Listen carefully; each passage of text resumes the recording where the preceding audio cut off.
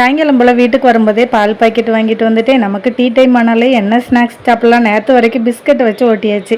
இன்றைக்கி வந்து ஒரே ஒரு வாழைக்காய் இருந்துச்சா, ஒரே ஒரு வாழைக்காய் தான் இருந்துச்சா. நம்ம வந்து நீட்டமாக ஸ்லைஸ் பண்ணோம்னு வைங்களேன், ஒரு 4 பஜ்ஜி தான் வரும். அதனால் ஒரு வாழைக்காவை 2ஆக கட் பண்ணி குட்டி குட்டி பஜ்ஜியாக வந்து போட்டுட்டு பால் காயிற நேரத்துக்குள்ளே பஜ்ஜி வந்து சுட்டாச்சு.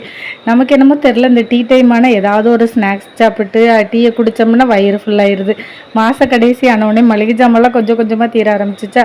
தோசை சுடும்போது மட்டும் கிச்சனில் சும்மாவே நம்ம கை இருக்காது. இந்த போர் அடிச்சிருமா இதே பார்த்து பார்த்து சுட்டுட்டு இருக்கிறதுனால, அதனால இந்த 2 டப்பாவே கழுவி அதெல்லாம் எடுத்து வச்சுட்டேன். வீட்டில் வந்து இப்போ பிள்ளைங்களுக்கு லீவ் விட்டதுலேருந்து மாவு இல்லைன்னா அவங்களுக்கு ஒன்றுமே ஒரு சோறே இறங்க மாட்டேங்குது. அதனால் காலையில் ஆப்பத்துக்கு கொஞ்சம் ஊற வச்சுட்டு போயிருந்தேன். அவங்களுக்குலாம் தோசை சுட்டு கொடுத்துட்டு அப்படியே நான் வந்து ஆப்பத்துக்கும் வந்து மாவு வந்து கொஞ்சமாக தானே இருந்துச்சு, மிக்சியிலே வந்து அரைச்சிட்டேன். எனக்கு என்னமோ தோசையே பிடிக்கல, அதனால் எனக்கு மட்டும் கொஞ்சோളം சம்பாரவை வந்து செஞ்சுக்கிட்டேன். அதுக்கு வந்து நிறைய வந்து சீனியெல்லாம் போட்டு சாப்பிடும்போது நல்லாயிருக்கும். நீங்கள் சம்பாரவைக்கு என்ன வச்சு சாப்பிடுவீங்கன்னு மறக்காமல் கமெண்ட் பண்ணுங்கள். நாளைக்கு நீ விளக்கில் பார்க்கணும்.